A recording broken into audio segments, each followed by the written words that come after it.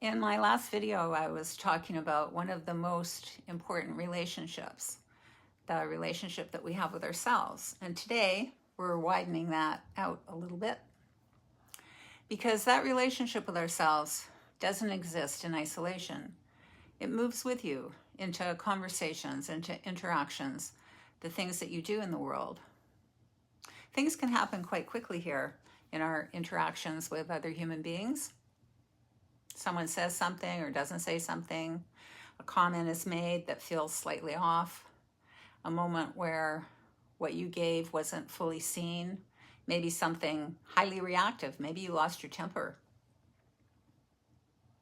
And sure enough, right away, there can be a reaction, a tightening, thoughts begin forming. That didn't feel right. They don't really get it. I should say something. I really can't say something. Those you know whats. Underpinning all of it, there can be a lot of urgency. Urgency to respond, to clarify, to fix the moment, or we could say nothing at all, carrying a bunch of residual ash from the interaction. Either way, we end up leaving ourselves internally, all behind making this go away, making it not matter, saying we can't handle it. And just like that, we can realize we're fully immersed in the content. But if we slow this down, even just a little, there's something there that's really easy to miss. Right where it lands, before we react, there's a moment where the feeling is here, but nothing has actually happened yet in thought or deed. And this is often where we leave. Not because we're doing anything wrong, but because it just feels so immediate and so convincing that we move with it. The content. I had a very real, very physical experience of this recently. I ended up in emergency after about, I'd say 10 days of pretty intense back spasms. They had escalated to the point where my heart rate was running very high. My whole system was activated. At one point, I noticed my entire body was vibrating internally in this almost like electrical way. If you've ever had that happen, I'd never had it happen. If you've ever had that happen, you know exactly what I'm talking about. It was entirely and exactly so intense, off the charts. Nothing I'd ever experienced. So there I was, sitting in emergency for hours upon hours, 12 hours in total, in pain, waiting. At first I was concerned about my heart, but once we got that figured out, what was happening, my nervous system overload, sinus tachycardia that would settle of its own accord, and it did over about 4 hours. My back spasms became the primary experience then, and the pain was really, again, beyond the pale. And in that kind of intensity, who wouldn't go straight into content? Fix this, get me out of this. This shouldn't be happening. What's wrong? Why do I have to wait? I could feel the pull really strongly. And there was also something else happening. A returning. Yeah, I noticed that. It wasn't always automatic, not always constant, but a dance kind of back and forth, sort of to and fro, nevertheless available. Moments where I could notice I'm aware of this pain. Moments where I could remember I'm not only my body. And in that waiting room where there was a lot of humanity and moments where it didn't feel very humane at all, I could feel the pull to react, to make it mean something about the staff, about the medical system, about how things should be, how I am, how the world is, ad infinitum.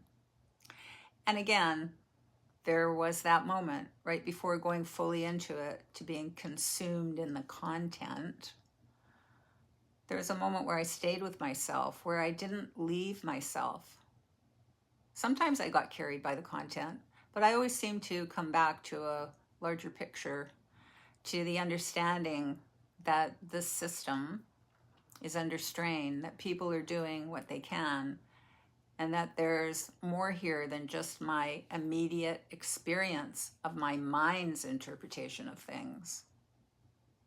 And this wasn't to dismiss the pain or to override it, but to include more, a larger bird's eye view of the landscape, if you will.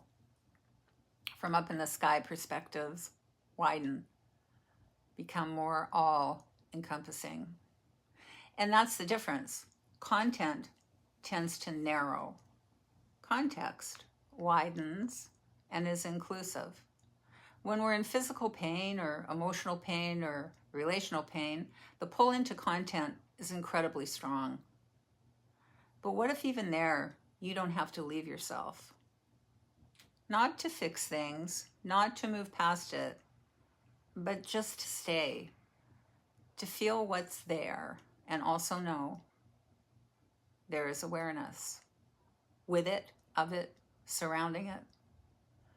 That awareness isn't in a rush. It's not trying to solve. It's just holding the allness confidently, competently, beyond all reason that we come to with the mind.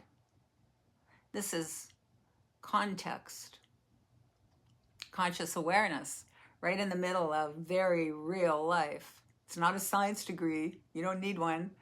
Not a hack or a modality.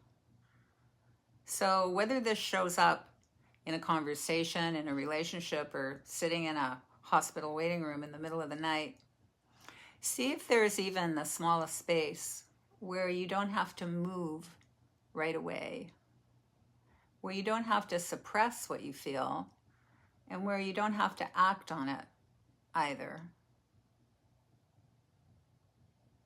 Don't leave yourself, because sometimes the most powerful move is not saying the right thing or getting out of the situation.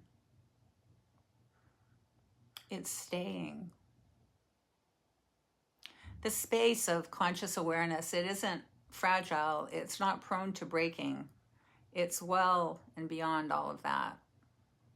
It has the capacity to hold the changing weather of our lives, even here, in the most difficult of times, whatever that might be for you. And sometimes what changes everything isn't what happens next, but for the fact that you didn't leave yourself before the mind took over as everything began to unfold. Thank you for being here today. I'll see you soon as we come to the close of these reflections on the differences between content and context. Ta-ta for now.